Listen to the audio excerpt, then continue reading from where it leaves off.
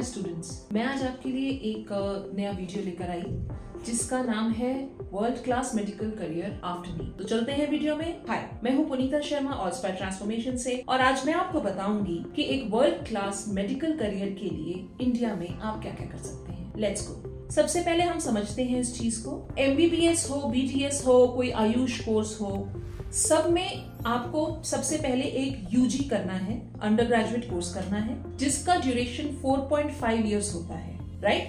1.5 years के 3 professional years होते हैं, आपको ये क्लियर करने होते हैं। और प्लस उसके बाद 1 ईयर ऑफ इंटर्नशिप, जो कि आप जिस कॉलेज में पढ़ रहे हैं उसी के साथ एसोसिएटेड टीचिंग हॉस्पिटल में आपको करना होता है। तो वहां पर आप अपनी इंटर्नशिप करते हैं 1 साल की।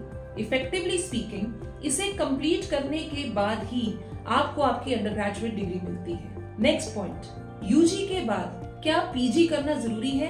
एब्सोल्युटली। अगर आप एक वर्ल्ड क्लास मेडिकल करियर की बात कर रहे हैं तो PG करना आपके लिए मस्ट है। कोई एक ऐसा फील्ड आपको पिकअप करना है जिसमें आप समझते हैं कि आप बहुत अच्छा परफॉर्म कर सकते हैं, जो आपकी UG के परफॉर्मेंस से ही निकलेगा, उसके एनालिसिस से ही निकलेगा कि आपको PG में कौन सा सब्जेक्ट लेना है। ओके, अब PG में जाने के लिए क्या करना है? देखिए, UG का डिग्री मिलने के बाद अब जो रीसेंट हमारे पास लॉज निकल के आ रहे हैं, जो रीसेंट अपडेट्स आ रही हैं NMC से, NCISM से, वहां से ये पता चलता है कि UG की डिग्री के बाद आपको एक एग्जिट टेस्ट जरूर देना है और क्वालिफाई करना है। उसे क्वालिफाई किए बगैर आप अपने आप को इंडिया में एक रजिस्टर्ड मेडिकल प्रोफेशनल नहीं बना पाएंगे।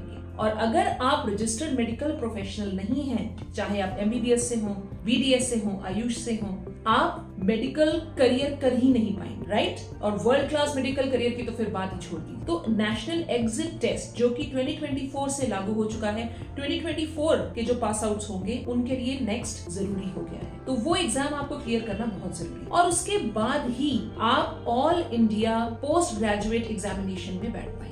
यस, तो ये आपको पूरा प्रोसेस समझना बहुत जरूरी है। आपने UG किया, UG के बाद आपने नेक्स्ट एग्जाम क्लियर किया, आपने अपने आप को स्टेट या सेंट्रल रजिस्टर में आपने अपने आप को एक रजिस्टर्ड मेडिकल प्रैक्टिशनर की तरह आपने अपने आप को रजिस्टर किया और उसके बाद आपको PG के लिए एग्जामिनेशन क्रैक करना है। Then you will go for your PG करने के बाद जब आपका रजिस्ट्रेशन हो चुका, या तो आप अपनी प्रैक्टिस करिए, ओके, और अगर आप PG कर रहे हैं तो आपको PG के बाद आपकी प्रैक्टिस काउंट होगी। तो medical year where you are studying is not counted as a experience, okay. अगर आप इंटरनेशनली प्रैक्टिस करना चाहते हैं इंडिया में पढ़ने के बाद, अगर आप इंटरनेशनली प्रैक्टिस करना चाहते हैं तो उसमें कम से कम 2 to 3 इयर्स का पोस्ट क्वालिफिकेशन एक्सपीरियंस मांगा जाता है। ओके, पोस्ट क्वालिफिकेशन यानी कि अगर आप सिर्फ अंडर ग्रेजुएट हैं तो आपने जिस साल में UG क्लियर किया, एग्जिट टेस्ट क्लियर किया, उसके बाद रजिस्टर्ड मेडिकल प्रैक्टिशनर रजिस्ट्रेशन के बाद आपको कम से कम 2 से 3 साल का